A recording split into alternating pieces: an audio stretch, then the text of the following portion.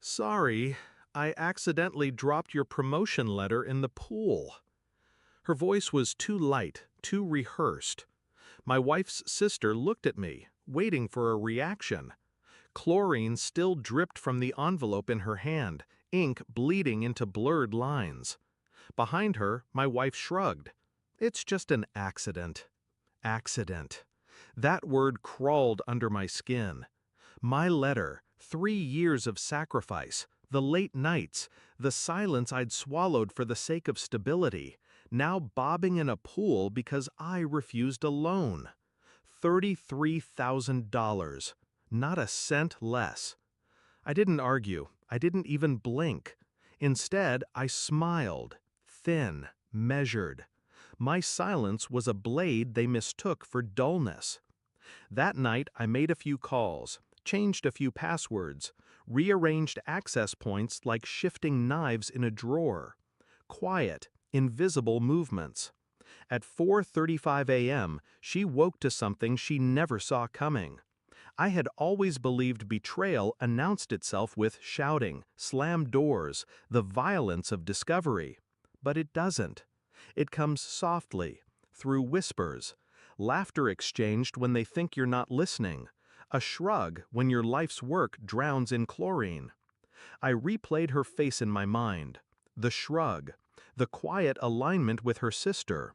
A wife defends you. A wife doesn't join the enemy across the table. But she didn't flinch. She didn't even pretend. At first, I told myself it was nothing, just family pettiness. She didn't mean it. But suspicion is a parasite. It grows in silence. Her late-night phone calls became longer. Her phone, once left on counters, was now glued to her. Passwords changed. Laughter muffled through walls at 2 a.m. I asked nothing. Instead, I began to notice, track, record. What she didn't know was that I already lived half my life inside systems. Data leaves trails, and every trail, if followed patiently enough, leads to the truth. I started small, call logs, nothing overt, just mirrored records from the provider. I learned his name before I ever saw his face. Her coworker, married, a man with 2 children. Their text exchanges painted a picture I already knew the colors of: secrecy, thrill, betrayal. Still, I didn't confront. Confrontation is mercy. I was not merciful. I pulled her banking records next, quietly. Transfers, withdrawals, small but steady, money dripping from our account like veins slit open under the surface, feeding someone else's needs. My silence deepened. Outwardly, I was the same husband, present, calm, predictable. Inside, I was building a case, a puzzle only I could see. Then I remembered her sister, the loan, 33,000, a number that repeated itself in her private ledger. The pieces clicked. Not just infidelity, collusion, a partnership built on deceit and financial theft.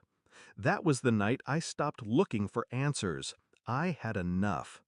The report arrived 2 weeks later, neatly bound, professional. Pages of records, screenshots, evidence. Everything I already knew, printed in black and white. I placed it on the dining table. She walked in, hair damp from the shower, robe loose around her shoulders. "What's that?" she asked. I didn't answer. I only tapped the cover. Her fingers hovered, then opened it. Her face changed as her eyes scanned the pages. Line after line, transaction after transaction. Messages she thought were erased. Her lips parted, trembling with words she couldn't shape. I cut her off with silence. A silence sharper than anything I could have said. Her shoulders caved, her body folded inward, as though the weight of her choices had finally settled. I stayed composed, eerily so. I had known. I had waited, and now she saw the depth of that waiting.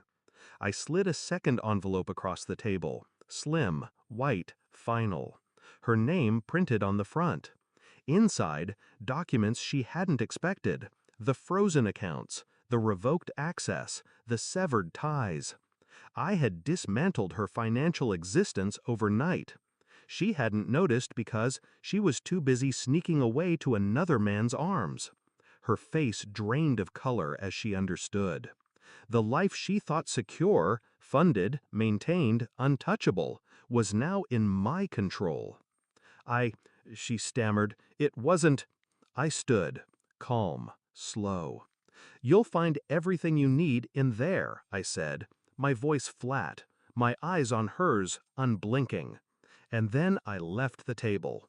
Walking out of that house, I didn't feel loss, not grief, not even rage. I felt clarity. I realized betrayal doesn't destroy you.